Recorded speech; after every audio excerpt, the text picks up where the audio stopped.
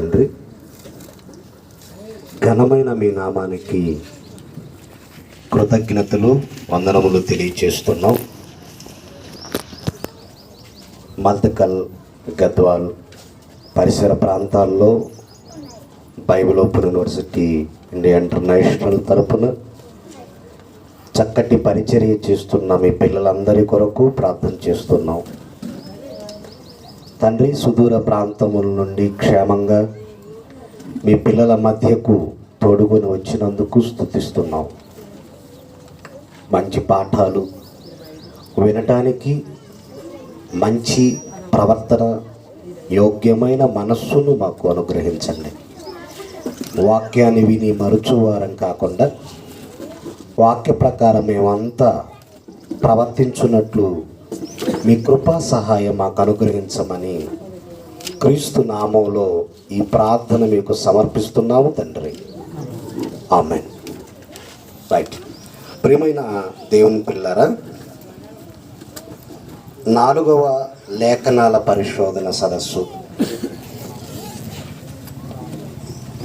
ఈ లేఖనాల పరిశోధన సదస్సులో 2 మంచి పాఠాలు మనమంతా నేర్చుకోవటానికి సిద్ధపడుతున్నాం. అందులో మొదటి పాఠాన్ని మనం తెలుసుకుందాం.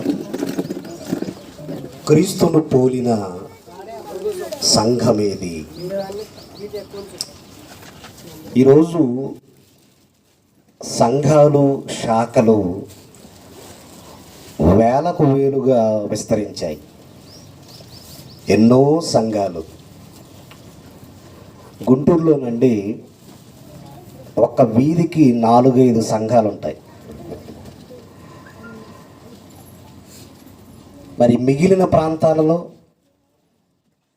ఎన్నో సంఘాలు. ఓకే, తప్పులేదండి. సంఘం ఏర్పడటంలో తప్పులేదు. కానీ సంఘం యొక్క ప్రవర్తన తీరు ఒకటి ఉంటుంది. ప్రవర్తన తీరు అది బాగుండాలి. సుమారుగా ఈరోజు క్రైస్తవ సంఘాలన్నిటినీ ఆలోచిస్తే క్రీస్తును పోలిన సంఘాలుగా బ్రతుకుతున్నారా అనేది మనం ఆలోచించాలి. రైట్. సంఘం అంటే ఏంటో ముందుగా మనకు తెలియాలి. సంఘము అంటే రాతి గోడలు కాదు, మన చేతులతో నిర్మించుకున్నవి కావు. దేవుడు తన స్వహస్తాలతో నిర్మించుకున్న మనమే తనకు సంఘం. అంతే కదండి? ఎస్. యేసుక్రీస్తు వారు తన స్వరక్తమిచ్చి ఎవరిని కొన్నాడు? క్రీస్తు తన స్వరక్తమిచ్చి మనలను కొన్నాడు. మనలను కొన్నాడు. అంతేగాని ఈ కప్పుని, ఈ గోడని కాదు. తన స్వరక్తమిచ్చి మనల్ని సంపాదించాడు అంటే ఎంత గొప్పవాళ్ళం. బైక్ షోరూమ్కి వెళ్తాం ఏమండి, బైక్ ఖరీదును తెలుసుకుంటాం. రక్తం ఇచ్చి కొంటారా? లేదు, డబ్బులు ఇచ్చి కొంటారు. ఏదైనా ఒక విలువైన వస్తువుకి వెల చెల్లించి కొంటాం. కానీ సంఘాన్ని ఆయన తన స్వరక్తమిచ్చి కొన్నాడు. స్వరక్తమిచ్చి.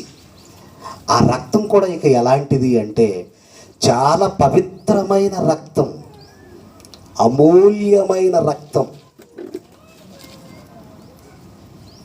నిర్దోషి రక్తం, అతి పవిత్రమైన రక్తం.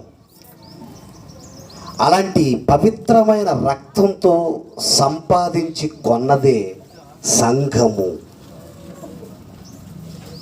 అంటే మనం చాలా భాగ్యవంతులం. మరి ఈ సంఘానికి శిరస్సు ఎవరు అని వాక్యాన్ని ఆలోచిస్తే క్రీస్తే సంఘానికి శిరస్సు. క్రీస్తే సంఘానికి శిరస్సు. Okay, right. సంఘం అంటే మనం, సంఘానికి శిరస్సు క్రీస్తు. క్రీస్తు. ఇక సంఘాన్ని స్థాపించింది ఎవరు? అది పాయింట్, వెరీ వెరీ ఇంపార్టెంట్ అన్నమాట. సంఘాన్ని స్థాపించింది ఎవరు అంటే సంఘ స్థాపకులు, వ్యవస్థాపకులు అంటారు. వ్యవస్థాపకులు. జైశాలి శ్రీ పిడి సుందర్రావు గారు ఉన్నారు. ఆయన బైబిల్ ఓపెన్ యూనివర్సిటీ ఇండియా ఇంటర్నేషనల్కు వ్యవస్థాపకులు. అంతేకాని క్రీస్తు సంఘానికి వ్యవస్థాపకులు కారు. జాగ్రత్తగా వినండి. క్రీస్తు సంఘానికి వ్యవస్థాపకులు కారు. ఎందుకు ఈ మాట చెబుతున్నాను మీరు జాగ్రత్తగా వినాలి. ఎందుకంటే సంఘాన్ని స్థాపించింది, సంఘ వ్యవస్థాపకులు జైశాలి గారు కాదు. అందుకే ఆయన BOUI వ్యవస్థాపకులు అని పెట్టుకున్నారు. ఇక చాలామంది బైబిల్ కలిగిన వారు, బైబిల్ చదువుతున్నవారు వ్యవస్థాపకులకు వ్యక్తుల పేర్లు జోడించారు. లోథరన్ సంఘం ఉందనుకోండి, దాని వ్యవస్థాపకులు మార్టిన్ లోథర్ గారు అంటున్నారు. అలాగే ఒక పెంతెకోస్తు ఉంది అనుకోండి, ఒక బైబిల్ మిషన్ ఉందనుకోండి, ముంగమూరి దేవదాసు గారు వ్యవస్థాపకులు, ఈ సంఘ వ్యవస్థాపకులు అని మనం పేర్లు వింటుంటాం కదండి. ఎస్, జాగ్రత్తగా వినండి. అసలు సంఘ స్థాపకులకు వ్యక్తుల పేర్లు పెట్టొచ్చా? పెట్టకూడదు. ఎందుకంటే ఆ సంఘాన్ని స్థాపించింది దేవుడు అని బైబిల్లో ఉంది. దానియేలు గ్రంథం చూడండి ఒకసారి. దానియేలు గ్రంథం చూడండి, 2వ అధ్యాయము. దానియేలు గ్రంథం 2వ అధ్యాయము 44వ వచనాన్ని జాగ్రత్తగా పరిశీలించి తెలుసుకోండి, అండర్లైన్ చేసుకోండి, రాసుకోండి. ఎవరైనా అడిగినప్పుడు మరి చెప్పాలి కదా, సమాధానం చెప్పాలి కదా మనం. దానియేలు గ్రంథం 2వ అధ్యాయం 44వ వచనం. ఆ రాజుల కాలములో పరలోకమందున్న దేవుడు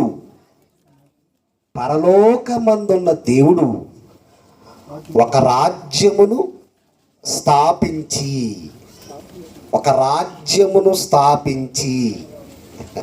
చూసారా? ఒక రాజ్యమును స్థాపించి అంటే రాజ్యాన్ని స్థాపించింది. రాజ్యమన్నా సంఘమన్నా ఒకటే, గుర్తుపెట్టుకోండి. రాజ్యమన్నా సంఘమన్నా ఒక్కటే అర్థం. అంటే ఇంతకు భూమి మీద సంఘాన్ని స్థాపించింది ఎవరు అంటే దేవుడు. రైట్. ఇప్పుడు సంఘ స్థాపకులు ఎవరు? వ్యక్తుల కాదు, మరి ఎవరు? దేవుడు. మరి మనమేంటి సంఘ స్థాపకులు అనగానే వ్యక్తుల పేర్లు పెట్టుకున్నామేంటి? వ్యక్తుల పేర్లు పెట్టుకున్నామేంటి? బైబిల్లోనేమో సంఘ స్థాపకుడు దేవుడు అని బైబిల్లో రాయిస్తే పలానా సంఘ స్థాపకుడు పలానాయన అని పేర్లు పెట్టుకున్నారు. మనం విమర్శించట్లేదండి, ఇది తప్పు అని వారిని అనడం లేదు. బైబిల్లో ఇలా ఉంది, మీరు కూడా అలా చేస్తే బాగుంటుంది అంటున్నాం అంతే. ఇది తప్పని వాళ్ళు చేతులు ఎత్తండి. బైబిల్లో ఇలా ఉంది, మీరు ఇలా చేస్తే బాగుంటుంది అంటున్నాను నేను. అంటే ఇప్పుడు బైబిల్ ప్రకారంగా మనం చెయ్యాలా, మనకిష్టం వచ్చినట్లుగా మనం చెయ్యాలా? బైబిల్లో ఏముందో అదే చెయ్యాలి, అంతే కదండి, అదే చేయాలి. రైట్. ఇప్పుడు మీరు డైరెక్ట్గా చెప్పండి, సంఘ స్థాపకులు ఎవరు? దేవుడే. ఆ రాజ్యాన్ని భూమి మీద స్థాపించింది ఎవరు అంటే దేవుడే. ఓకే, మరలా చెప్తున్నాను, సంఘానికి శిరస్సు క్రీస్తు, సంఘాన్ని స్థాపించింది దేవుడు. అంటే ఇంతకు సంఘానికి వ్యవస్థాపకులు ఎవరు అంటే పరలోకమందున్న దేవుడు.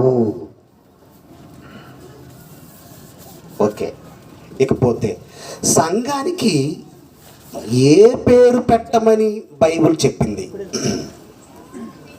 బైబిల్ చెప్పింది అంతేనా? సంఘానికి ఏ పేరు ఉండాలి? ప్రపంచవ్యాప్తంగా ఎన్ని సంఘాలున్నా పర్వాలేదు, కానీ ఆ సంఘానికి పెట్టవలసిన పేరు బైబిల్ చెప్పింది. అపోస్తలులు ఉన్నారు. అపోస్తలులందరూ కూడా ఒక సంఘానికి సభ్యులు. వారు ఆది అపోస్తలులంతా. ఇంతకు వాళ్ళు ఏ సంఘ సభ్యులో, అసలు భూమి మీద ఉన్న సంఘానికి ఏ పేరు పెట్టమని బైబిల్ చెప్పిందో మరలా బైబిల్ చూడాలి మనం. రోమీయులకు రాసిన పత్రిక 16వ అధ్యాయం చూడండి ప్రియులరా.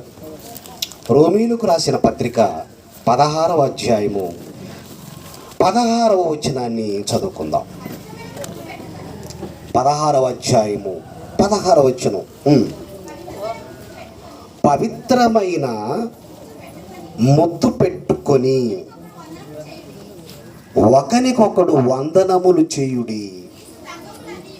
క్రీస్తు సంఘములన్నీయు మీకు వందనములు చెప్పుచున్నవి.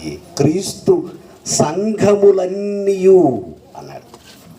అంటే ప్రారంభంలో సంఘాలకు పెట్టబడిన పేరేంటి అంటే క్రీస్తు సంఘములు.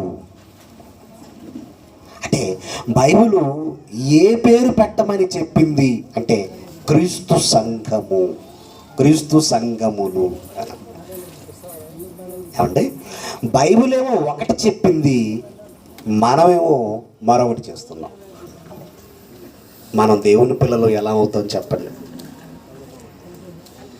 బైబిల్ ఒక పేరు పెట్టమంది, మనం మరొక పేరు పెడుతున్నాం.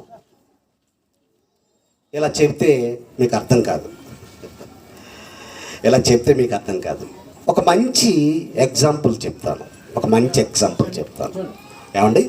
సంఘాన్ని వధువుతో పోల్చాడు కదా, సంఘాన్ని వధువుతో పోల్చాడు. క్రీస్తుని వరుడితో పోల్చారు. వరుడు పెళ్లి కుమారుడు, పెళ్లి కుమార్తె సంఘం. ఇప్పుడు భార్య, అమ్మ నీ భర్త పేరేంటి అని అడిగామనుకోండి, మీ ఆయన పేరేంటి అని అడిగాము. అడిగినప్పుడు ఏం చెప్పాలి? భార్య ఏం చెప్పాలి? భర్త పేరు చెప్పాలి. ఇంతకు భార్య ఎవరు? సంఘం. వరుడెవరు? క్రీస్తు. అంటే సంఘము భార్యతో పోల్చబడితే భార్య కరెక్ట్గా పేరు చెప్పాలి. మా ఆయన పేరు ఏంటంటే క్రీస్తు. అంటే ఇప్పుడు సంఘం ఏం చెప్పుకోవాలి? క్రీస్తు. మా మిస్సెస్ ఉందండి, ఆమె పేరు మేరీ. ఏమండి బ్రదర్ గారి పేరు ఏం పేరు అని అడిగారు. అడగనే ఆమె వెంటనే ఏమని చెప్పాలి అంటే జైపాల్. సిస్టర్ మీ ఆయన పేరు ఏం పేరు? మరొక పేరు చెప్పింది అనుకోండి, అప్పుడు భర్తకి డౌట్ వస్తుంది. ఇదేంటి నా పేరు చెప్పకుండా అంటే ఇంకోడు ఉన్నాడా? మరి అదే కదా డౌట్. నో, కరెక్ట్గా చెప్పాలి. మా ఆయన పేరు, నా భర్త పేరు క్రీస్తు.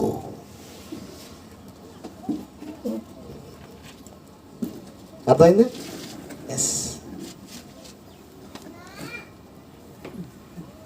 మరి భూమి మీద ఎన్నో సంఘాలు ఉన్నాయి, ఎన్నో పేర్లు వచ్చాయి. ఆ పేర్లు ఎవరు పెట్టమన్నారు? ఎవరు పెట్టమన్నారు? అవి క్రీస్తును పోలిన సంఘాలేనా? జాగ్రత్తగా వినండి. పేరు పెట్టటమే తెలియనప్పుడు ఆ సంఘం పరలోకానికి ఎలా వెళ్తుంది? ఇది నా ప్రశ్న. పేరు పెట్టటమే తెలియనప్పుడు ఆ సంఘం పరలోకానికి ఎలా వెళ్తుందండి? ప్రారంభమే తప్పటడుగు వేసింది. ఇల్లు కడుతున్నాం. ఇల్లు కట్టేటప్పుడు పునాది ఎలా ఉండాలి? పునాది స్టాండర్డ్ స్ట్రాంగ్గా ఉండాలి. అసలు పునాదే బలహీనంగా ఉందనుకోండి, ఉంటుందా? ఆ కన్స్ట్రక్షన్ కూలిపోతుంది. సరి చేసుకోవాలి. మనమంతా అండి సరి చేసుకోవాలి. తప్పును సరిదిద్దుకోవాలి. సరిదిద్దుకోకపోతే ఎలా? దిద్దుబాటు అసహ్యమైతే ఎలా? అసహ్యం కాకూడదు. దిద్దుబాటు అసహ్యం కాకూడదు. సరి చేసుకోవాలి. ప్రియమైన దేవుని పిల్లలారా, బైబిల్లో ఒక మంచి మాట ఉంది. చూడండి, యోహాను సువార్త 10వ అధ్యాయము. యోహాను సువార్త 10వ అధ్యాయము 27వ వచనం చదువుకుందామా? యోహాను సువార్త 10వ అధ్యాయము 27. నా గొర్రెలు నా స్వరమును వినును అన్నాడు. చూడండి, నా స్వరమును వినును. యేసుక్రీస్తు వారు అంటున్నాడండి, నా గొర్రెలు, నా సంఘం నా స్వరమును వింటాయి అన్నాడు. నా గొర్రెలు నా స్వరమును వినును అన్నాడు. నా మాట వింటాయి అంటున్నాడు. ఇప్పుడు మరి మనమంతా ఆయన గొర్రెలమే కదండి. ఆయన గొర్రెలమే. మరి ఇప్పుడు ఆయన గొర్రెలుగా పిలువబడుతున్న మనం మరి ఇంతకు ఆయన మాట వినాలంటారా వద్దంటారా? చెప్పండి. ఆయన మాట వినాలా వద్దా? వినాలి. అయితే ఏం వినాలి?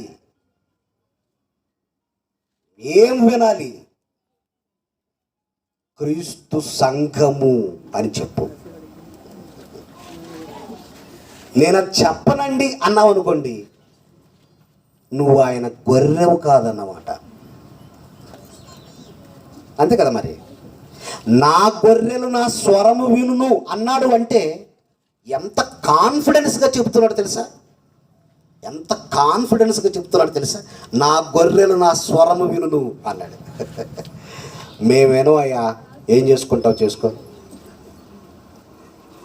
మా పురాతన కాలం నుంచి ఉంది. ఇప్పుడు నువ్వు కొత్తగా వచ్చి ఏదో చెప్తే ఎలా? అడిగేవారు కూడా ఉంటారు. మనం ఏం చేయలేము, వారిని ఏం చేయలేము.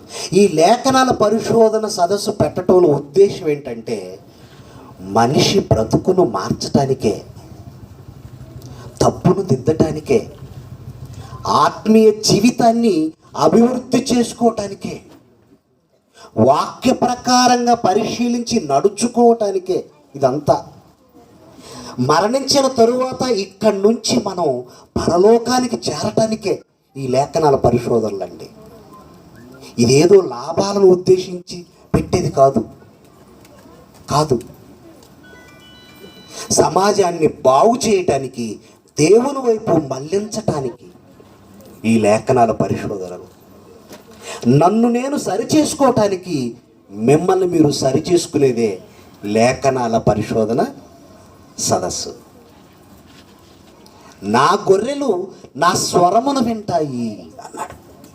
కనుక వినాలి, ఆయన మాట వినాలి. ఎందుకంటేనండి, రక్తాన్నిచ్చింది క్రీస్తే తప్ప ఇంకెవరు ఇవ్వలేదండి రక్తం. ఒకవేళ వేరే వారు సంఘం కొరకు రక్తం ఇస్తే వారి పేరు పెట్టండి, తప్పలేదు. ఇప్పుడు కేఫా గారు ఉన్నాడు. మేము కేఫా వారము అన్నారు. కేఫా రక్తం చిందించాడా? లేదు. తోమా రక్తాన్ని చిందించాడా? లేదు. యోహాను గారు రక్తాన్ని చిందించాడా? లేదు. పౌలు గారు సిలువ వేయబడ్డా? లేదు. మరి ఇంతకు సిలువ వేయబడింది, రక్తాన్ని కార్చింది, సంఘాన్ని కొన్నది ఎవరు అంటే క్రీస్తే. మరి ప్రాణం పెట్టిన వాడి పేరేది? ప్రాణం పెట్టిన వాడి పేరేది? మొన్న కారు మీద చూశారండి, మనోనేత్రాల సంఘం అంటున్నాడు.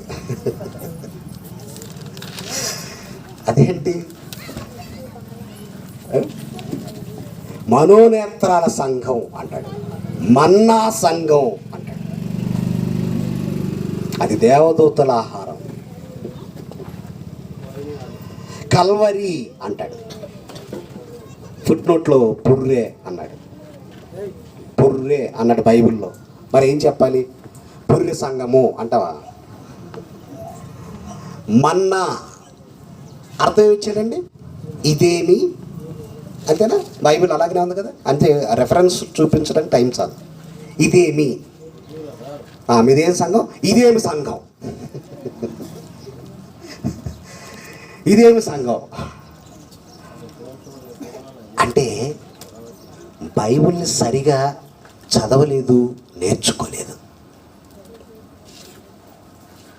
ఒకటే చెప్తాను, ప్రాణం పోయిన సత్యమే చెప్పాలి. ప్రాణం పోయిన బైబిల్లో ఉన్నదే చెయ్యాలి, అంతే. పిరికివాడికి అసలు పరలోకమే లేదు. పిరికివాడికి అసలు పరలోకమే లేదు. ప్లీజ్ నన్ను అపార్థం చేసుకోకండి. బైబిల్ ప్రకారంగా మనం అంతా చేద్దాం. కన్న తండ్రి ఉన్న లోకానికి మనం అంతా చేరుకోవాలి. అసలు గుంటూరు నుంచి 12 గంటలు జర్నీ చేసి వచ్చింది దేనికంటే మీకు అనుకూలమైన బోధలు చేసి వెళ్ళిపోవడానికి కాదు, దేవునికి అనుకూలమైన బోధ చేసి వెళ్ళాలి. బోధ చేసావంటే దేవుడు సంతోషపడాలి తప్ప మనుషులను సంతోషపెట్టేవారుగా ఉండకూడదు.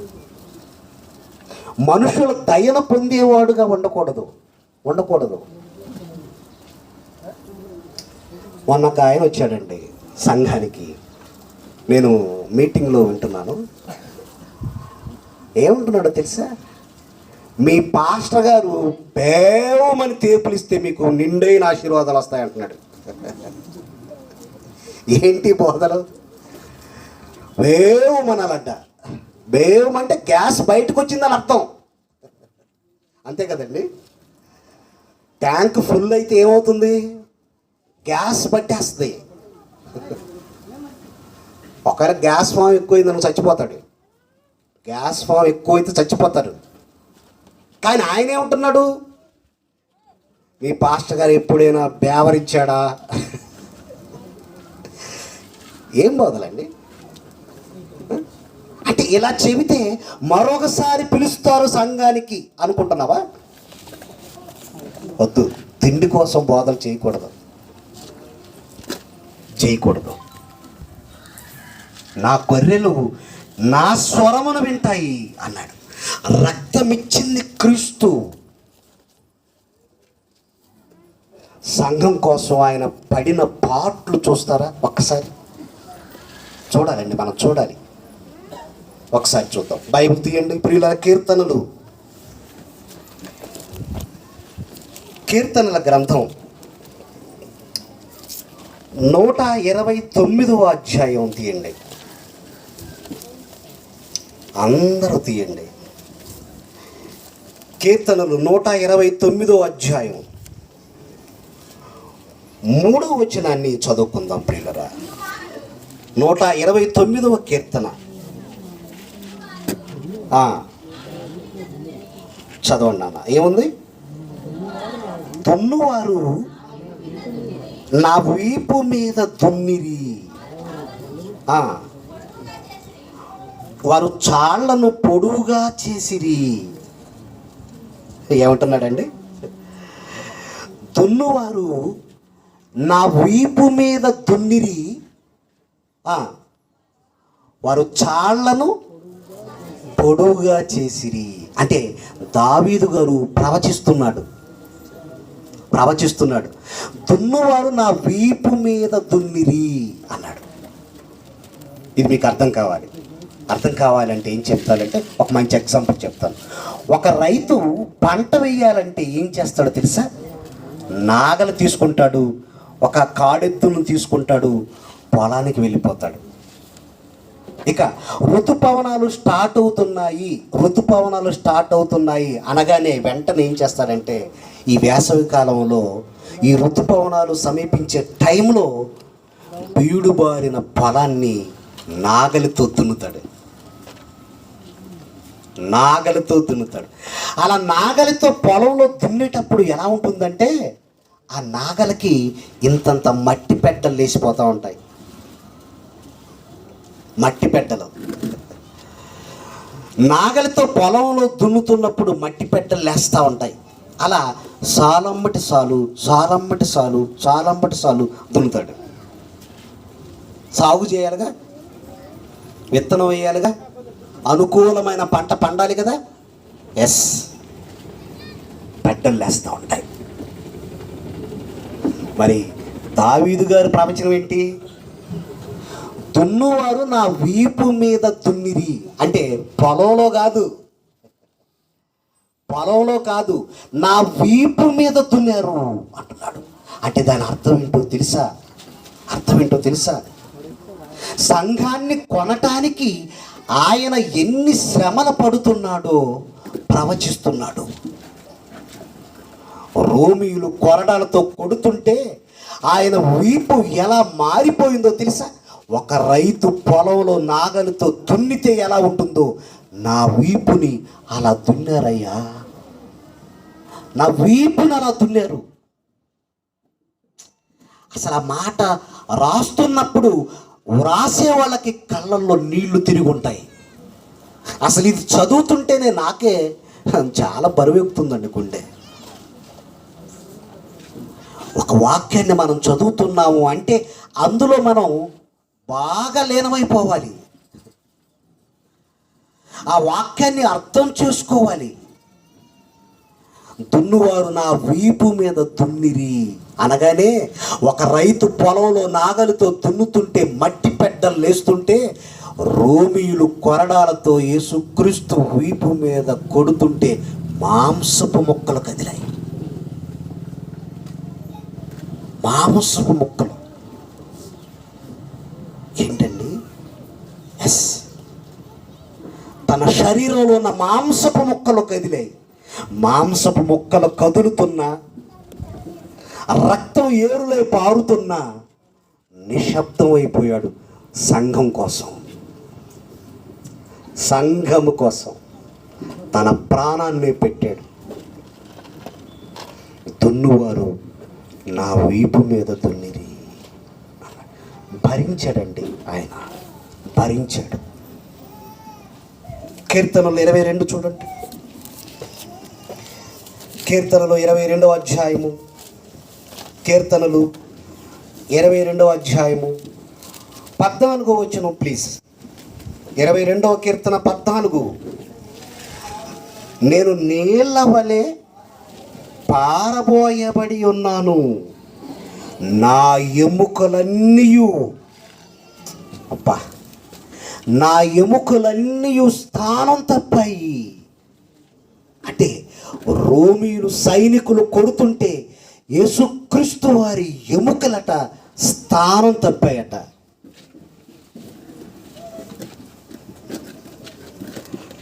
ఎముకలు స్థానం తప్పాయట. ఏమండి, బైక్ మీద నుంచి పడినప్పుడు ఎముకలు అప్పుడప్పుడు విరుగుతాయి, అంతేనా? యాక్సిడెంట్కి గురైనప్పుడు ఈ చేతులు కానీ ఈ కాళ్ళు కానీ విరిగిపోతుంటాయి. బాబు బాధ ఎలా ఉంది అని అడగండి. ఎలా ఉంది? బాగుందా అని. ఈ బాధను నేను భరించలేకపోతున్నాను అంటాడు. గుంటూరు జనరల్ హాస్పిటల్లో 13వ భాగంలో అందరూ ఎముకలకు సంబంధించి ఉంటారు. ఎముకల విభాగం. సంఘాన్ని ఒకసారి అక్కడ తీసుకెళ్ళాలండి. ఎందుకంటే అప్పుడప్పుడు ప్రాక్టికల్ వర్క్ చేయించాలి. సైన్స్ స్టూడెంట్కి ప్రాక్టికల్ వర్క్ చేయిస్తూ ఉంటారు. కొన్ని విషయాలు అర్థం చేయించడానికి, పాఠాలు అర్థం చేయించడానికి ఏం చేస్తారంటే టీచర్స్, ఈ లెక్చరర్స్ ఏం చేస్తారంటే ల్యాబ్కు తీసుకెళ్ళి ప్రాక్టికల్ వర్క్ చేస్తూ ఉంటారు. సంఘాన్ని కూడా అప్పుడప్పుడు ఏం చేయాలి అంటే క్యాన్సర్ విభాగానికి తీసుకెళ్ళాలి. ఒక్కసారి చూడండి, ఆ రేడియేషన్ పెడుతున్నప్పుడు, కీమోథెరపీ ఇస్తున్నప్పుడు ఆ బాధను వాళ్ళు భరించలేరండి. మంచం మీద ఒక్కొక్క కీమో ఇంజెక్షన్ ఇస్తున్నప్పుడు ఎలా ఉంటుందో తెలుసా? ఒక 10 తేళ్ళు ఒక్కసారి కనుక కుడితే ఎలా ఉంటుందో అలా ఉంటుంది బాధ. 10 తేళ్ళు తట్టుకోలేరండి, తట్టుకోలేరు. వాళ్ళ బాధ ఎలా ఉంటుందో తెలుసా? మాంసం అంతా ఉడికిపోద్ది, రక్తం అంతా ఉడికిపోతుంది, శరీరం అంతా క్షీణించిపోద్ది, వెంట్రుకలన్నీ ఊడిపోతుంటాయి. అటు బ్రతకలేక, అటు చావలేక. మా కోసం ప్రార్థించండి సార్. నిజమండి, అక్కడికి వెళ్తుంటే కళ్ళమ్మటి నీళ్ళు వస్తాయండి. వాళ్ళని చూడగానే కళ్ళమ్మటి నీళ్ళు వస్తుంటాయి. ఆరోగ్యంగా ఉన్నాం, మనమంతా బాగున్నాం, చక్కగా దేవుని వాక్యాన్ని నేర్చుకొని చక్కగా దేవుని కోసం బ్రతకటానికి ఏం మాయ రోగం?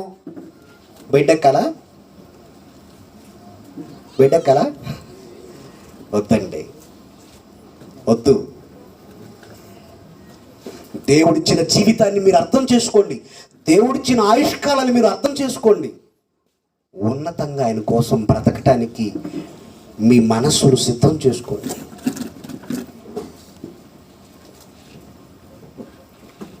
నా ఎముకలు స్థానం తప్పాయి అన్నాడు.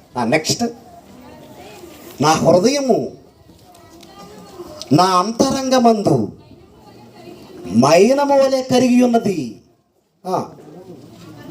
నా బలము ఎండిపోయి చిల్ల పెంకు వలె ఆయను, నా నాలుక నా దవడనంటుకుంది.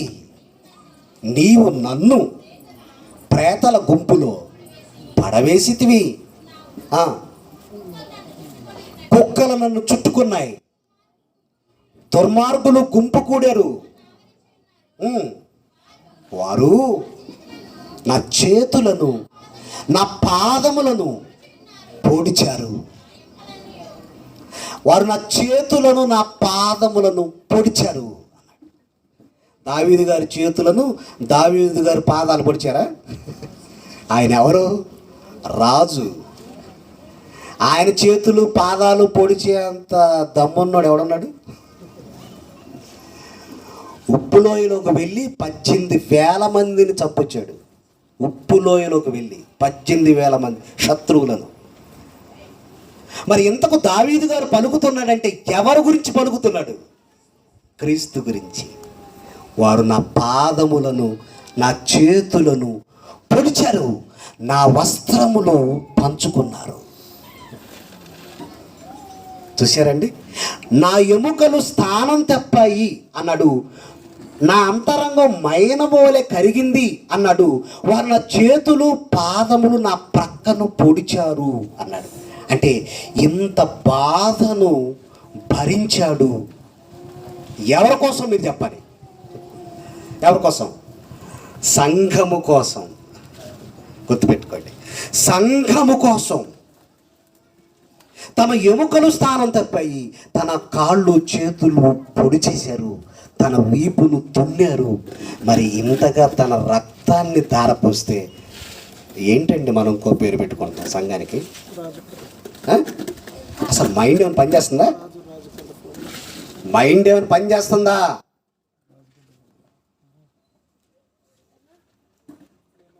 అందుకే ఆదిమ అపోస్తలులు ఎరిగారు, మనం ఏ సంఘ సభ్యులు అంటే క్రీస్తు సంఘ సభ్యులు. ఈ సంఘాన్ని స్థాపించింది ఎవరు అంటే పరలోకమందున్న దేవుడు. ప్రారంభ సంఘం క్రీస్తును పోలిన సంఘం, క్రీస్తును అర్థం చేసుకొని బ్రతికిన సంఘం అది.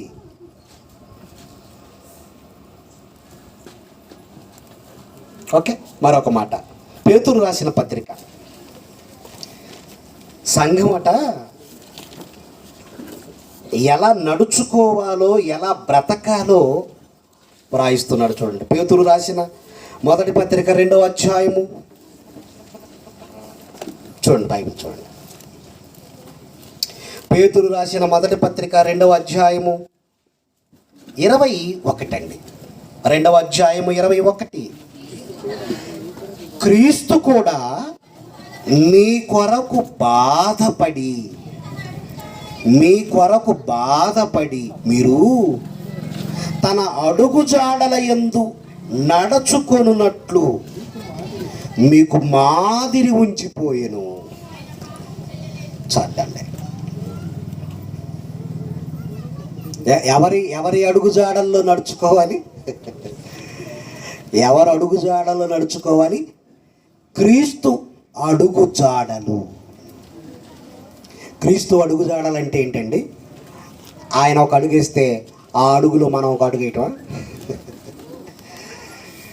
భర్త ఒక అడుగు వేసాడు అనుకోండి, ఆ భర్త అడుగులో మరొక అడుగేసి 7 అడుగులు వేసి చుట్టూ తిరగటం కాదు. క్రీస్తు అడుగుజాడలు అన్నాడు. అంటే సంఘము క్రీస్తు అడుగుజాడలలో నడుచుకోవాలి. సంఘము క్రీస్తును పోలి నడుచుకోవాలి అంటున్నాడు పేతురు గారు. సంఘము క్రీస్తును పోలి నడుచుకోవాలి అన్నాడు. సంఘము రూబేను గారిని చూసి నడుచుకోవాలి కాదు. సంఘము జైపాల్ గారిని చూసి నడుచుకోవటం కాదు. సంఘము క్రీస్తును పోలి నడుచుకోవాలి. క్రీస్తు అడుగుజాడల్లో నడుచుకోవాలి. క్రీస్తు అడుగుజాడల్లో.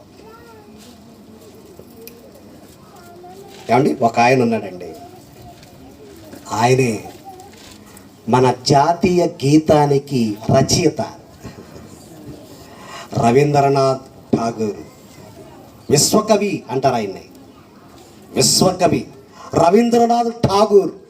రవీంద్రనాథ్ ఠాగూరు ఒక భారతదేశాన్ని ఉద్దేశించి కాదు, కానీ ప్రపంచ దేశాలను ఉద్దేశించి ఆయన పలికిన మాటలేంటో తెలుసా?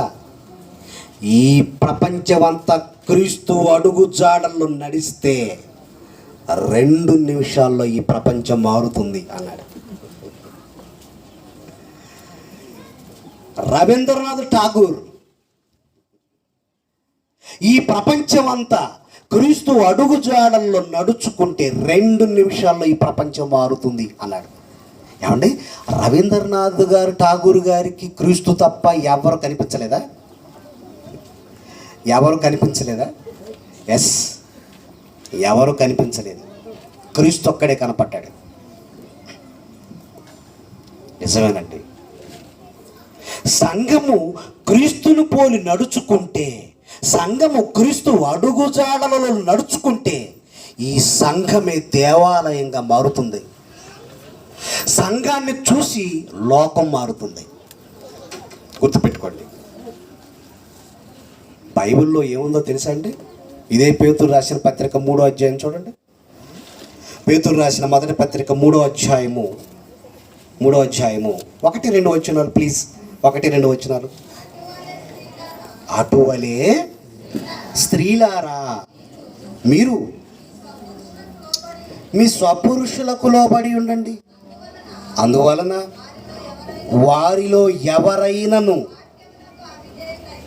ఎవరైనను వాక్యమునకు అవిధేయులైతే వారు భయముతో కూడిన మీ పవిత్ర ప్రవర్తనను చూచి వాక్యము లేకుండానే తమ భార్యల నడవడి వలన రాబట్టబడవచ్చును. నా భర్త మారట్లేదండి, ప్లీజ్ ప్రార్థన చేయండి. మద్యపానిగా మారాడండి, పేకాటకు అలవాటు పడ్డాడండి, మందుకు అలవాటు పడ్డాడండి, తిరుగుబోతోడయ్యాడండి, మార్చాలండి, ప్రార్థన చేయండి అంటారు. ఎలా మారతాడు? ఎలా మారతాడు? పోనీ ఎందుకు మారలేదు? నువ్వు మారావు, సంఘ సభ్యురాలు అయ్యావు, సంఘంలోకి చేర్చబడ్డావు. మరి నీ భర్త ఎందుకు సంఘంలోకి చేర్చబడలేదు? ప్రశ్నించుకుంటున్నారు. నీ భర్త ఎందుకు ఇంకా లోకంలోనే ఉన్నాడు అంటే కుటుంబంలో నీ క్యారెక్టర్ ఎలా ఉందో ఆలోచించుకోవాలి. కుటుంబంలో మన ప్రవర్తన ఎలా ఉందో ఆలోచించుకోవాలి. కానీ పేతురు గారు ఏమంటున్నాడు? వాక్యము లేకుండానే వాక్యం చెప్పకుండానే అవిధేయులైన భర్తలను వాక్యము లేకుండానే యోగ్యమైన మంచి ప్రవర్తనతో రాబట్టవచ్చును. మంచి ప్రవర్తన ఏమండి? అత్తగారు ఉంది, అత్తగారిని మీ తల్లిలా చూసుకోండి. రూతు గారు చేసిన పని అదే కదండి.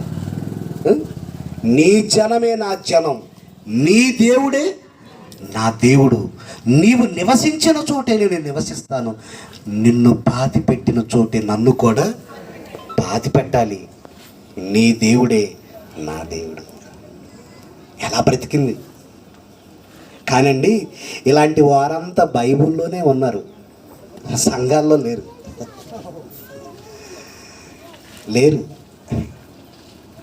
మీరు నిజంగా ఇలా బ్రతికితే ఎలా ఉంటుంది చెప్పండి? తల్లిగారు వచ్చినప్పుడేమో చికెన్ తెప్పించావు, అత్తగారికి ఏమో మరి ఎల్లిపాయ కారం వేసావు. ఎలా కాదు. మీ అమ్మ పట్ల ఎలాంటి అనురాగాన్ని అయితే నువ్వు కలిగి ఉన్నావో, అత్తలో కూడా అమ్మ ఉంది. అత్తలోనే అమ్మనిచ్చాడు దేవుడు. అలా చూసుకో. పోనీ ఆమె మంచిది కాదండి అని మీరు అనొచ్చు, అయినా కూడా మీరు ఎలా ఉండాలి? మీరు మంచిగానే చూసుకోవాలి. ఇలాంటి మంచి ప్రవర్తనతో మీరు మసలుకుంటే కరుడుగట్టిన అత్త అయినా కసాయి భర్త అయినా మారిపోవాల్సిందే. అంతే. వాక్యం చెప్పింది అంటే కూడా ఖచ్చితంగా మారాల్సిందే.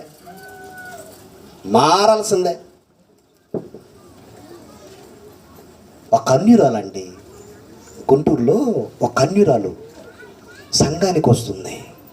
బ్రాహ్మణ కుటుంబానికి చెందింది ఆమె. చంపేస్తారు. సంఘానికి ప్రార్థనకు వెళ్తుందంటే చంపేస్తారు, లేదా వెలేస్తారు. ఏంటమ్మా ఎక్కడికి వెళ్తున్నావు?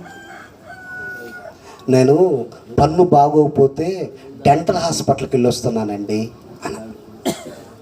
మరొక వారం వెళ్ళాలి. మంచి పళ్ళు ఊడదీయించుకుంటుంది, మంచి పళ్ళు బాగలేదని. ఆ ఉద్దేశంతో సంఘానికి వస్తుంది. వాక్యం అన్న క్రీస్తు అన్న పడి చచ్చిపోతుంది. ఆయన మాటలు వినకుండా ఉండలేకపోతుంది, బ్రతకలేకపోతుంది. భర్తకు అనుమానం వచ్చింది.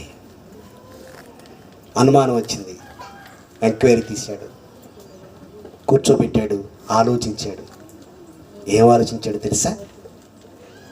క్రీస్తు ఎంత గొప్పవాడు కాకపోతే, క్రీస్తు మాటలు ఎంత గొప్పవి కాకపోతే, బాగున్న పళ్ళు ఊడదీయించుకొని నువ్వు ఆరాధనకు వెళ్తున్నావంటే, రేపు ఆదివారం నేను నీతో పాటు సంఘానికి వస్తాను, నన్ను కూడా తీసుకెళ్ళు.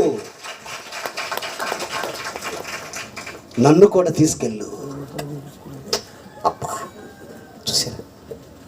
ఒక అన్యురాలు భక్తి. భర్త మనసు నొప్పించకుండా తను బాధపడుతూ, ఈ పిప్పన్ను ఉంటే భలే బాధ అని తెలుసు కదండి, ఎవరికైనా ఉంటే తెలుసు కదండి, భలే బాధ. అది పీకిన తర్వాత ఇంకా బాధ. మళ్ళాంటి మంచి పళ్ళు తీయించుకుందంటే క్రీస్తుని విడిచిపెట్టలేకుండా ఉండలేకపోతుంది ఆమె. ఏముందండి వాక్యంలో? వాక్యము లేకుండానే తమ భార్యల నడవడి అంటే నడవడిక, ప్రవర్తన అంటారు. ప్రవర్తన, క్యారెక్టర్. టోటల్గా చెప్పాలంటే క్యారెక్టర్. నిన్ను చూస్తే, నీ మాటలను చూస్తే, నీ భక్తి జీవితాన్ని చూస్తే క్రీస్తు గుర్తుకు రావాలి. క్రీస్తు గుర్తుకు రావాలండి. ఆకలితో భర్త వచ్చాడండి. ఆకలితో భర్త రాగానే, నీ చేతులు లేవా, నీ కాళ్ళు లేవా, అడంలో పెట్టుకోరాదు, ఇప్పుడుదా పని చేసి అలసిపోయాను అన్నావు అనుకోండి, ఎలా ఉంటుంది? బాధగా ఉంటుంది. ఇదేనమ్మా నువ్వు నేర్చుకుంటుంది, ఆ రూపేణు గారు ఉడితే నేర్పుతున్నాను అనుకుంటా. మరి అదే కదండి అడిగేది. నో, ఓపికన్నా లేకపోయినా నువ్వు లెగవాలి, ఆయన ఆదరించాలి, ఆయన అవసరం తీర్చాలి. తెలుసా? ఇంకొక విషయం కూడా చెప్తాను, జాగ్రత్తగానండి. పండగ వస్తుంది అనుకోండి, పండగ వస్తున్నప్పుడు చెప్తాను, జాగ్రత్తగా వినండి. ఏమండి, అబ్బో ఏమండి కాఫీ పెట్టుకొచ్చాను, బాగుందండి కాఫీ. అందరూ పట్టు చీరలు తీసుకుంటున్నారండి. మరి ఈ సంవత్సరం నాకు ఉందా లేదా అంటే, అంటే ఎంత మైమరిపిస్తున్నావు, ఎంత నటన. మంచి కాఫీ చక్కగా కూర్చోబెట్టావు, చాలా తీపిగా మాట్లాడుతున్నావు. ఒక్క చీర కోసం మరి ఇలా సంఘంలో తీసుకొని రావటానికి ఎందుకు ప్రవర్తించడం? నేను మిమ్మల్ని అడుగుతున్నాను. ఏమండి, కాఫీ బాగుందండి. ఈరోజు అండి అసలు ఎంత బాగా చెప్పారండి వాక్యం. మన కోసం ఆయన కాళ్ళు చేతులు పొడవబడ్డాయట, ఎముకలు స్థానం తప్పాయట, వీపు దున్నబడిందట, తన రక్తమంతా చిందించాడంటండి. మనం మారకపోతే ఎలాగండి? మనం దేవునికి దూరంగా బ్రతికితే ఎలాగండి అని మీరు కన్నీళ్ళు పెట్టండి. ప్రార్థనా పూర్వకంగా వాక్యాన్ని చెప్పి కన్నీరు పెట్టండి. మీ ప్రవర్తనను బట్టి వస్తాడు. కుటుంబంలో మీ ప్రవర్తన చాలా బాగుంటే అత్త మారుతుంది, భర్త మారతాడు, మామ మారతాడు, మారతాడు. ఏమండి, క్రీస్తును పోలిన సంఘాలు ఏమి? ఏ సెమినార్లో చూసినా స్త్రీల సంఖ్య ఎక్కువగా ఉంటుంది. సభలో చూసిన వారే, సెమినార్లో చూసిన వారే, ఆరాధనలో చూసిన వారే. మరి భర్త లేరు ఇంతకీ?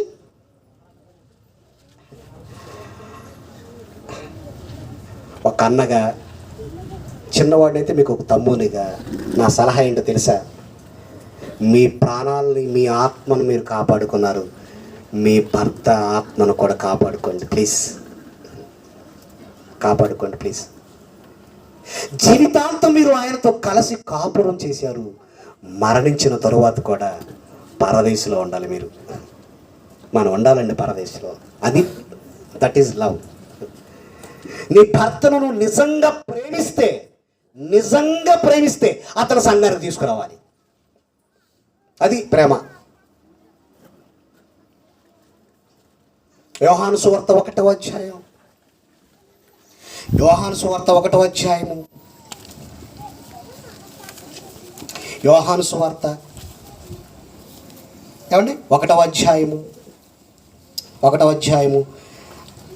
40-41 చదువుకుందాం. 42 దాకా. యోహాను మాట విని ఆయనను వెంబడించిన ఇద్దరిలో ఒకడు సీమోను, పేతురు యొక్క సహోదరుడైన ఆంద్రేయ. 41 వివరణిస్తున్నాడు. 41 ఇతడు మొదట తన సహోదరుడైన, మొదట అండర్లైన్ చేయండి, మీకు బైబిల్ అర్థం చేస్తున్నాను. మొదట, ఫస్ట్, మొదటిగా మేము మెస్సియాను కనుగొంటిమి అతనితో చెప్పి యేసునద్దకు అతన్ని తోడుకొని వచ్చాను. అంటే ఆంద్రియ మొదటిగా చేసిన పనేంటి? తాను రక్షింపబడ్డాడు, తాను క్రీస్తును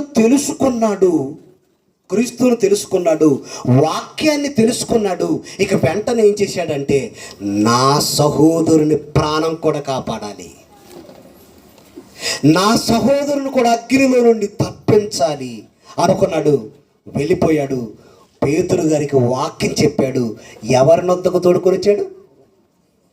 యేసు నొద్దకు తోడుకొని వచ్చాడు, మెస్సియా నొద్దకు తోడుకొని వచ్చాడు. మొదట అంటే రక్షింపబడిన మీరు మొదటిగా చేయవలసిన పనేంటి? రక్షింపబడిన మీరు, సంఘంలోకి చేర్చబడిన మీరు, క్రీస్తు రక్తంలో కడుగబడిన మీరు మొదటిగా చేయవలసిన పని ఏంటంటే, ముందు మీ ఆయన మీద దృష్టి పెట్టండి. ఆ తర్వాత మీకు అక్కుంటే, చెల్లుంటే వారి మీద దృష్టి పెట్టండి. అసలు ఇలా మీరు పెడుతున్నారా? ఎలా పెట్టరు? ఫంక్షన్లో, పెళ్ళిళ్ళు, దినాలు,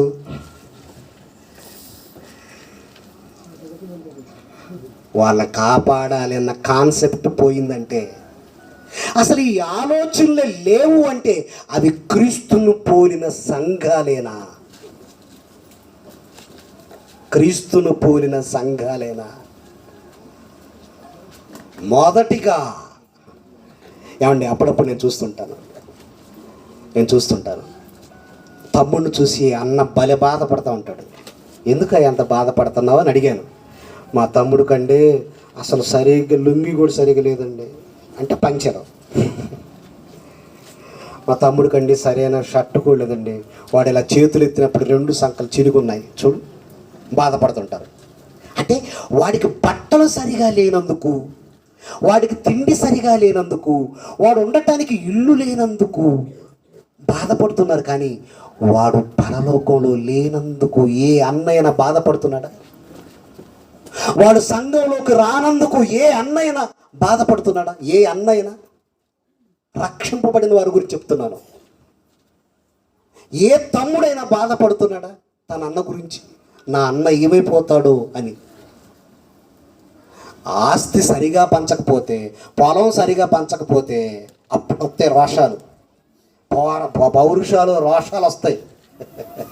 ఆ రోషం, పౌరుషం ఏదో నీ అన్నని సంఘంలో చేర్చడానికి ఉపయోగించరాదు. ఆ రోషం ఏంటో అచ్చేయడం. ఎలా ఉన్నాయి క్రీస్తును పోలిన సంఘాలేనా? మరలా చదవండి, ఆ మాట ఎంత బాగుంది చదవండి. యోహాను 1:41. ఇతడు మొదట తన సహోదరుడైన సీమోనును చూచి, మేము మెస్సియాను కనుగొంటిమని అతనితో చెప్పి యేసునొద్దకు అతని తోడుకొని వచ్చాను. ఏమండి, ఆంద్రియ ఒక్కడిని కాపాడాడు. ఆ ఒక్కడు ఏం చేశాడంటే 3,000 మందిని మార్చాడు. అపోస్తలుల కార్యం మీరు చదువుకుంటే కదా, ఎంతమందికి బోధ చేశాడు ఆ రోజు? 3,000 మంది హృదయంలో నొచ్చుకొని క్రీస్తును అంగీకరించి సంఘముగా ఏర్పాటు చేయబడ్డారు. సంఘముగా. అదే ఆ రోజు ఆంద్రియ పేతురును విడిచిపెడితే ఆ 3,000 మంది ఏమైపోయేవారు చెప్పండి? ఆ 3,000 మంది ఏమైపోయేవారు? పాతాళలోకానికి వెళ్ళిపోయేవారు. మీరు ఎప్పుడు అనుకోకండి, ఆ ఒక్కడిది ఏముందిలేండి, ఒక్కడికి వాక్యం చెప్పాలంటారా అనుకోకండి, చెప్పండి. ఇంటికి ఎవరైనా వచ్చారనుకోండి, ఆల్బమ్ ఎదురు పెట్టబాకండి. ఇది నేను చిన్నప్పుడు దిగిన ఫోటో, ఇది గద్వాల్లో దిగిన కోట దగ్గర దిగిన ఫోటో. అయ్యేందుకు దేవుని గురించి చెప్పండి. ఓకే, ఒక్కడు పేతురు గారు ఎంతమందిని మార్చాడండి ఆయన, ఎంతమందిని సంఘ సభ్యులుగా చేశాడండి ఆయన. మొదట తన సహోదరుడైన సీమోను అనే పేతురును చూసి మేము మెస్సియాను కనుగొంటిమి అని చెప్పి యేసు వద్దకు అతన్ని తోడుకొని వచ్చాను. మీరు అలా తోడుకొని రావాలి, అలా రావాలి. ఇక క్రీస్తు అడుగు జాడలు ఎలా ఉన్నాయో కొన్ని వచనాలు చెప్పి ఈ మొదటి పాఠాన్ని ముగిస్తాను. ఎందుకంటే సంఘము క్రీస్తు పోలి నడుచుకోవాలి కదా, క్రీస్తు అడుగు జాడల్లో నడుచుకోవాలి కదా, మనకు మాదిరి ఉంచిపోయాడు కదా. చూద్దాం ఆయన అడుగు జాడలు ఏంటో చూద్దాం, కొన్ని వచనాలు చూద్దాం. మార్కు సువార్త 5వ అధ్యాయం, మార్కు సువార్త 5వ అధ్యాయం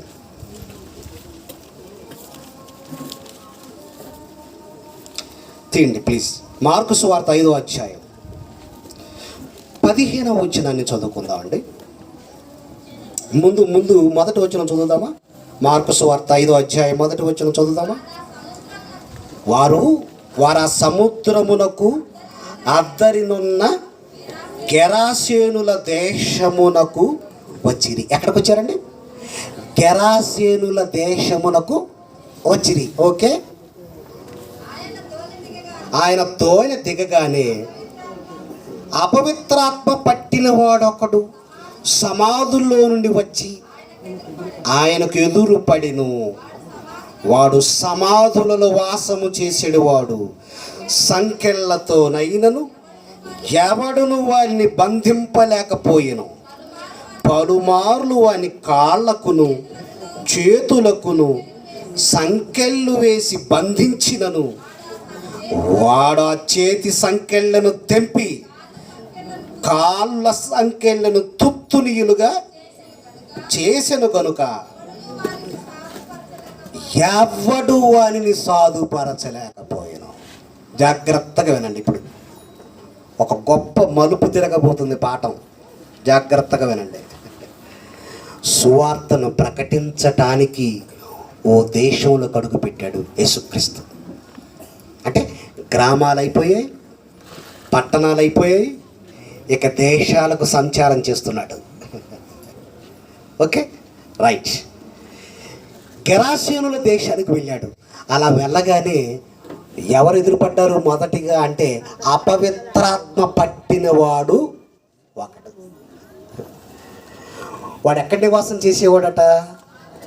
సమాజంలో కాదు, సమాధుల్లో వాసం చేసేవాడు. కాళ్ళకి సంకెళ్ళు, చేతులకి సంకెళ్ళు బిగిస్తే తుత్తునీలుగా చేశాడట. ఎవడు వాడిని సాధుపరచలేకపోయారు కదండి. ఎస్, మరి వాడిని సాధుపరిచింది ఎవరు? యేసుక్రీస్తు వారు. ఓకేనండి రైట్. ఇప్పుడు 15 వచనం చదవండి. ఇక జనులు జరిగినది చూడవెళ్ళి యేసునద్దకు వచ్చి సేనా అను దయ్యములు పట్టినవాడు బట్టలు ధరించుకొని, అంతకుముందు బట్టలు లేవు, ఇప్పుడు ఒంటి మీదకి ఏమొచ్చాయి? బట్టలు వచ్చాయి. సేన అంటే 2000 దయ్యాలు వెళ్ళిపోయాయి. ఒంటి నిండా బట్టలు ధరించుకున్నాడు, బుద్ధిమంతుడయ్యాడు. నెక్స్ట్, కూర్చొని ఉండుట చూచి భయపడిరి. జరిగినది చూచిన వారు దయ్యములు పట్టిన వానికి కలిగిన స్థితియు పందుల సంగతియు ఊరి వారికి తెలియజేశారు. జాగ్రత్తగా వినండి, జాగ్రత్తగా వినండి. ఎవరు వాడిని సాధుపరచలేదు, కానీ యేసుక్రీస్తు మాత్రం సాధుపరిచాడు. వాడికి వాక్యం చెప్పాడు, వాడిని స్వస్థపరిచాడు, వాడిని దైవంగా మార్చాడు. అపవిత్రాత్మ పట్టిన వాడిని దైవంగా మార్చాడు. అంటే ఎంత టాలెంట్ పర్సన్ అండి ఆయన. యేసుక్రీస్తు అంటే ఏమనుకుంటున్నారు? Talent person. ఒక వ్యక్తికి ఎలా వాక్యం చెప్పాలో, ఒక వ్యక్తిని దేవుని వైపు ఎలా మళ్ళించాలో ఆయనకు బాగా తెలుసు, ఆయనకు బాగా తెలుసు. అసలు ఆయన కాన్సెప్ట్ అంటే ఏంటంటేనండి, పాపిని రక్షించటమేనండి. ఆత్మల భారం కలిగిన వాడండి యేసుక్రీస్తు. ఆత్మల భారం, ధన భారం కలిగినవాడు కాదు, ఆత్మల భారం కలిగినవాడు.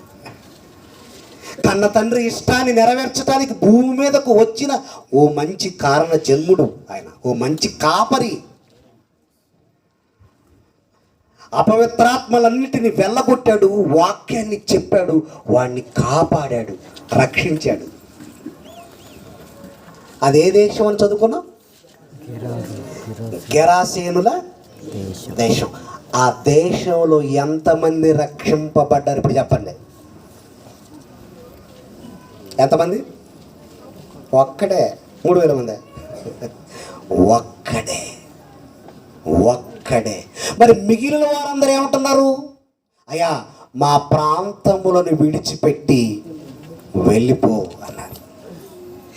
జీవాన్ని ఇవ్వటానికి జీవాధిపతి వస్తే జీవాధిపతిని పొమ్మంటున్నారు గెరాసేనుల దేశం వారు. అప్పుడప్పుడు మనం సువార్త ప్రకటించడానికి వెళ్తున్నాను, మా ప్రాంతాలకు రావద్దండి మీరు అంటున్నారు. ఏం చేశారు? మనసు మార్చడానికి వస్తున్నాడు దైవ సేవకుడు, మనసు మార్చడానికి వస్తుంది సంఘం. ఆ ప్రాంతపు వారు ఏమన్నారంటే, ఇదిగో ఈ ప్రాంతాన్ని విడిచిపెట్టి వెళ్ళిపో అన్నారు. అంటే దేశానికి ఒక్కడున్నాడు అన్నమాట రక్షింపబడేవాడు. అంతే కదండి, దేశానికి ఒక్కడు. ఆ ఒక్కడి కోసం వెళ్ళాడు. అర్థమైంది మీకు? ఆ ఒక్కడి కోసమే వెళ్ళాడు గెరాసేనుల దేశానికి, ఆ ఒక్కడి కోసమే. అంటే ఇప్పుడు మనం వాక్యం ఎందుకు ప్రకటించాలి? ఇప్పుడు మనం ఎందుకు సువార్తను ప్రకటించాలి? ఎందుకు సెమినార్ పెట్టాలి? ఎందుకు సభలు కండక్ట్ చేయాలి? అంటే ఎవడో ఒక్కడుంటాడు, అంతేనండి, ఎవడో ఒక్కడుంటాడు. ఆ ఒక్కడి కోసం మనం కార్యక్రమాలు చేయాలి. చూసారండి? రైట్. ఇక యోహాను సువార్త 4వ అధ్యాయం కూడా రండి ఒకసారి. యోహాను సువార్త 4వ అధ్యాయము, యోహాను సువార్త 4వ అధ్యాయము 31. 4వ అధ్యాయము 31. ఆలోగా శిష్యులు బోధకుడా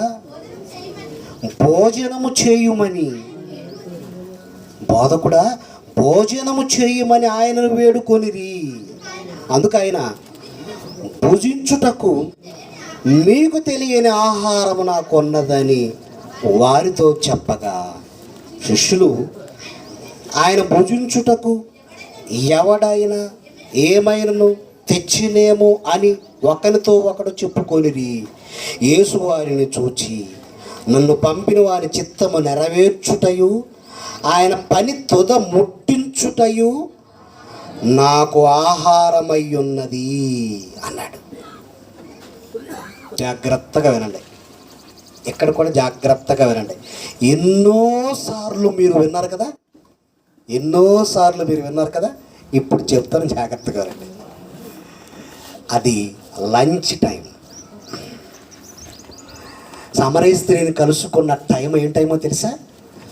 లంచ్ చేసే టైం, భోజనం చేసే టైం. అప్పటికి ఆయనకు ఆకలి అవుతుంది. మీరు వెళ్ళి గ్రామంలోకి వెళ్ళి నా కొరకు మీ కొరకు ఏదైనా ఉంటే ఆహారం తీసుకొని రండి అని చెప్పింది ఎవరు? ఆయనే చెప్పాడు. వీళ్ళు వెళ్ళారు, ఆహారాన్ని తీసుకొచ్చారు. ఆహారాన్ని తీసుకొస్తున్నప్పుడు ఏం జరిగింది అంటే, ఈ బావి దగ్గర సమరయ స్త్రీ కనిపించింది. అక్కడ కూర్చుండిపోయాడు. శ్రద్ధగా వినండి. లంచ్ టైంలో భోజనం చేయవలసిన సందర్భంలో ఇప్పుడు ఒక వ్యక్తికి వాక్యం చెప్పవలసిన అవసరత ఉందా? ఇప్పుడు మనం కూడా ఎదురు చూస్తున్నాం. దేనికోసం?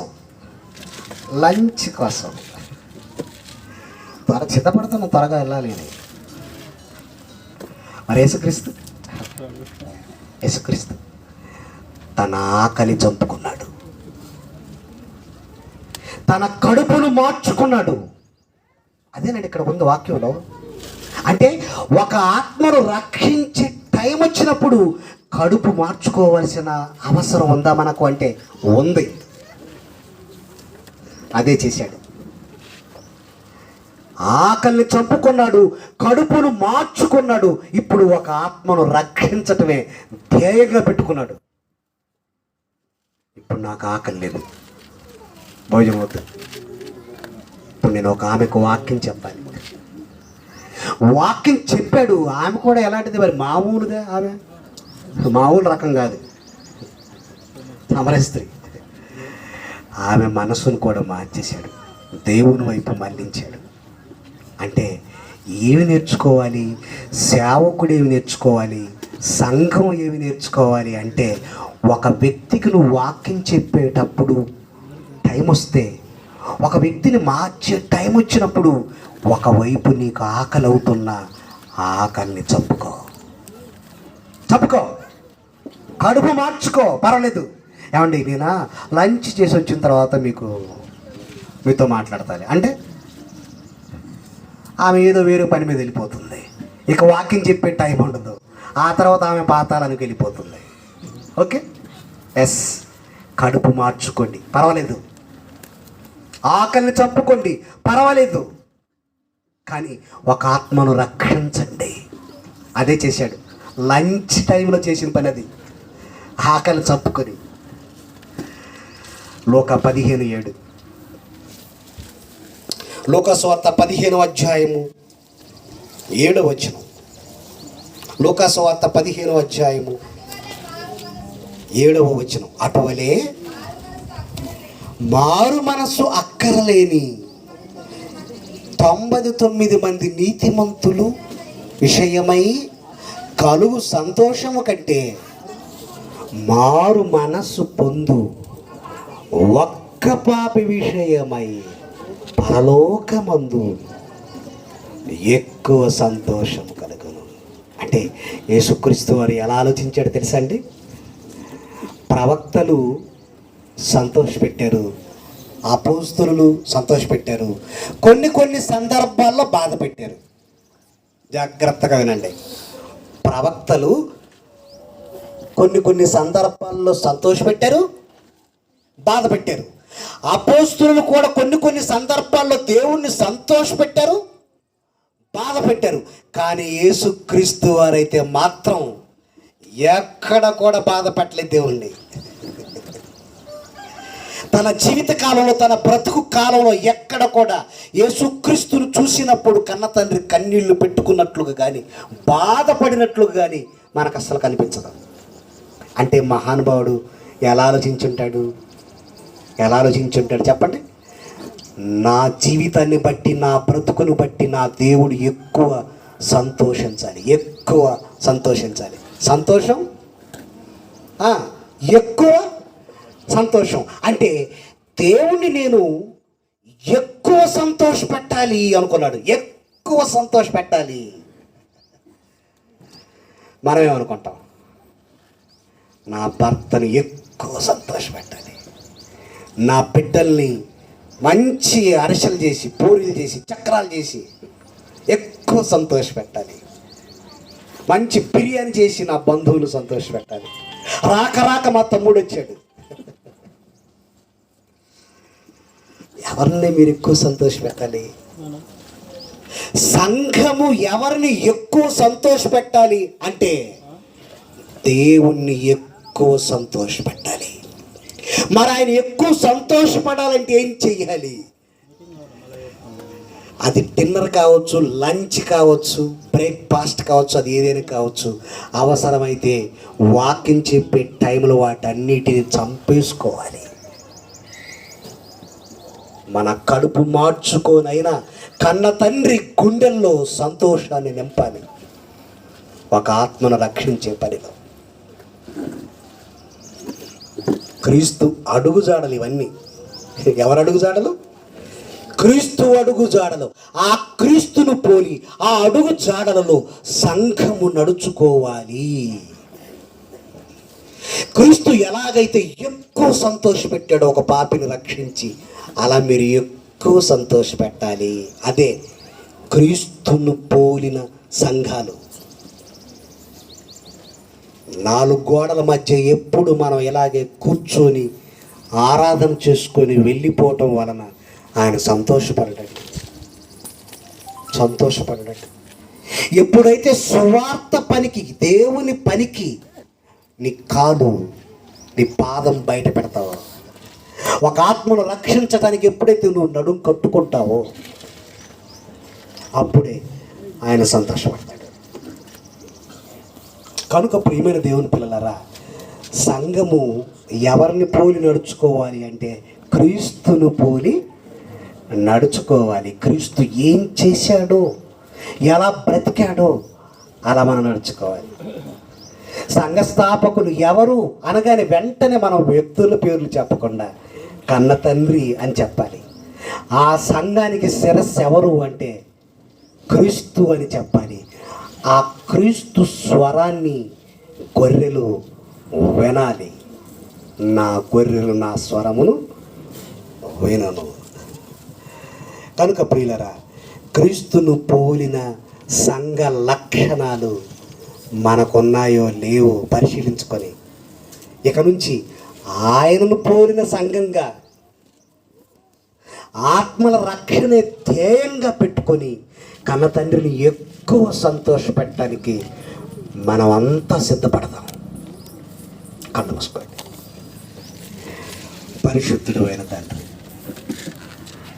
ఘనమైన మీ నామానికి స్తుతి చెల్లిస్తున్నాం.